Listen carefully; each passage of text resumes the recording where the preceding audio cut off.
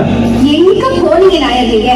Madam, அந்த வடக்கு பேர் சுப்பிரமணியன் நமக்கு ரூபா தரணும்ல, அதை கேட்க போயிருந்தேன் மேடம். அப்போ அந்த நாகராஜ் இருக்காங்களா, நாகராஜ், அவன் அந்த சுப்பிரமணியன் போட்டு அடி எடுத்து அடிச்சுட்டு இருக்கான் மேடம். அடிச்சது மட்டும் இல்லாம அவன் நாகராஜ் அவ்வளோத்தையும் பிடிக்கிட்டான் மேடம். எனக்கு அந்த கோபம் மேடம், அந்த நாகராஜ் கொஞ்சம் ஓவரா தான் போறான். நீங்க பாருங்க, ஒரு வழி பண்ணிடலாம் நாகராஜ. அப்புறம் பாருங்க, நம்ம ஊர்ல உங்களுக்கு எதிரியே இருக்க மாட்டாங்க. நீங்க நினைக்கிற மாதிரி ஒரு சாதாரண ஆள் கிடையாது.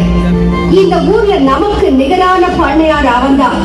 நம்மள நேர்ல பார்த்தாதான் நடுங்குவான். ஆனா அவன் பேரை சொன்னாலே பயப்படுவாங்க. அவ்வளவு தில்லான ஆள் அவன். அதனால சுப்பிரமணியத்தை எப்படியாவது குடிச்சு பணத்தை வாங்கறதுக்குள்ள வழியை பாருங்க.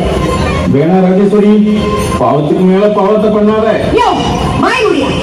எதிய பாவம்? எது பாவம்? கொடுத்த காசை திருப்பி கேட்கறது பாவம்னா உன் கை நீட்டி கிட்ட பணம் வாங்குறது பாவம். இல்ல ராஜேஸ்வரி, அந்த சுப்பிரமணியத்தோட அப்பா நம்ம குடும்பத்துக்கு எவ்வளவோ நல்லது பண்ணிருக்காரு.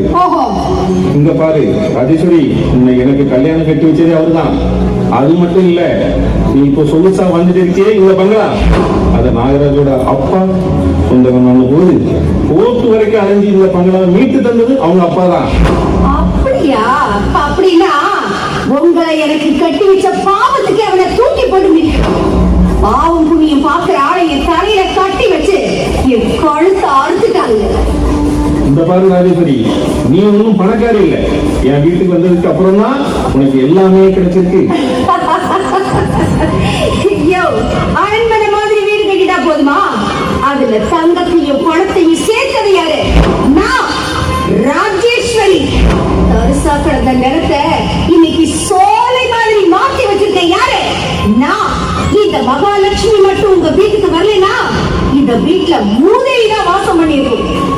ராஜேஸ்வரி, ஓவரத்தான் ஆடுறா.